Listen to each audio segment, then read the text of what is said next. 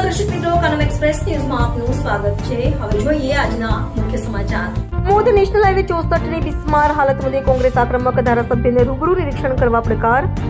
આમોદ ચોકડી પરથી પસાર થતો નેશનલ હાઈવે નંબર 64 જે સૌરાષ્ટ્ર અને દક્ષિણ ગુજરાતને જોડતો મુખ્ય માર્ગ છે તેની હાલત અત્યંત બિસ્માર હોવાથી રાહદારીઓને વાહન ચાલકો ભારે હાલાકીનો સામનો કરી રહ્યા છે। આ મામલે આમોદ તાલુકા કોંગ્રેસ પ્રમુખ નરેન્દ્ર પટેલે સરકાર અને વહીવટીતંત્ર વિરુદ્ધ તીખી પ્રતિક્રિયા આપતા આક્ષેપ કર્યો છે કે રોડની ખરાબ હાલતને કારણે ઉડતી ધૂળની ડુંગળીઓથી લોકોના સ્વાસ્થ્ય સાથે ગંભીર ખિલવાડ થઈ રહ્યો છે અને શ્વાસ લેવામાં પણ તકલીફ પડી રહી છે। નરેન્દ્ર પટેલે વધુમાં જણાવ્યું હતું કે જ્યારે ધારાસભ્ય જંબુસર તાલુકામાં બુલેટ પર સવાર થઈ વિકાસના નિરીક્ષણ માટે નીકળે છે ત્યારે તેમને આમોદ ચોકડીની આ દુર્દશા દેખાતી નથી। તેમણે ધારાસભ્યને ખુલ્લો પડકાર ફેંકતા કહ્યું કે આવો અને જાતે આ રોડનું નિરીક્ષણ કરો, જો જરૂર પડે તો હું પોતે બુલેટ લઈને આવીશ અને તમને સાથે રાખીને જનતાની મુશ્કેલીઓ બતાવીશ। વિપક્ષ તરીકે અવાજ ઉઠાવવા છતાં તંત્ર દ્વારા કોઈ નક્કર કામગીરી ન થતી હોવાનું જણાવતા તેમણે સરકારને બહેરી અને મૂંગી ગણાવી હતી। તેમણે કટાક્ષ કરતા ઉમેર્યું કે સરકાર પોલીસને ભાજપનો પટ્ટો પહેરાવીને વિરોધ કરતા વિપક્ષી નેતાઓની અટકાયત કરવામાં જ વ્યસ્ત છે, જ્યારે પ્રજા પાયમાલ થઈ રહી છે। જો તાત્કાલિક ધોરણે સમસ્યાનું નિરાકરણ નહીં આવે તો આવનારા સમયમાં આક્રોશ વધુ તેજ બનશે તેવી ચીમકી પણ ઉચ્ચારવામાં આવી છે।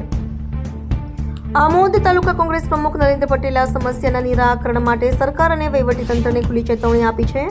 તેમણે જણાવ્યું હતું કે નેશનલ હાઈવે નંબર 64 ની બિસ્માર હાલતને કારણે જનતાના સ્વાસ્થ્ય અને પરિવહન પર ગંભીર અસર પડી રહી છે, તેથી તંત્રએ જાગીને તાત્કાલિક ધોરણે રસ્તાનું સમારકામ શરૂ કરવું જોઈએ। તેમણે ધારાસભ્યના આમોદ ચોકડી પર રૂબરૂ આવી નિરીક્ષણ કરવાની જનતાની હાલાકીનો અંત લાવવા હાકલ કરી છે। જો તંત્ર દ્વારા લોકશાહી ઢબે ઉઠાવવામાં આવતા વિપક્ષના અવાજને પોલીસ બળથી દબાવવાને બદલે રસ્તાની કામગીરીમાં સક્રિયતા બતાવવામાં આવશે તો જ આ વિસ્તારના રાહદારીઓ અને સ્થાનિક લોકોને ધૂળની ડમરીઓ અને ખાડાઓથી કાયમી છુટકારો મળશે। રિપોર્ટર અકબર બેલીમ, આમોદ।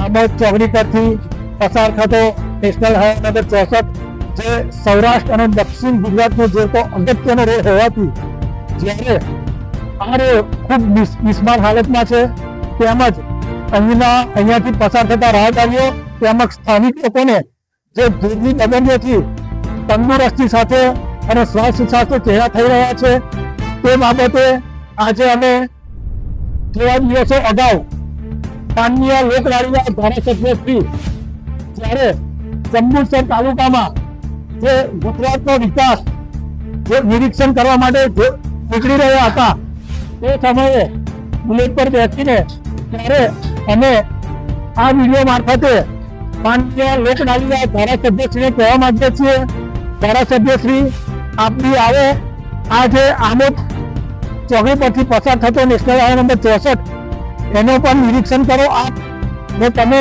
કહેતા હોય તો હું જાતે બુલેટ લઈને આપની પાસે આવું ને આપને જોડે રહીને નિરીક્ષણ કરીએ અને આ જનતાને પડતી મુશ્કેલીનો અંત આવે અને રાહદારીઓને આ જે પરિસ્થિતિનો સામનો કરવો પડે છે તેનું નિરાકરણ આવે। મારો એક સવાલ છે કે તમે વારંવાર આનો વિરોધ કરો છો કોંગ્રેસમાં, બરાબર? કે પોલીસ તમારે તો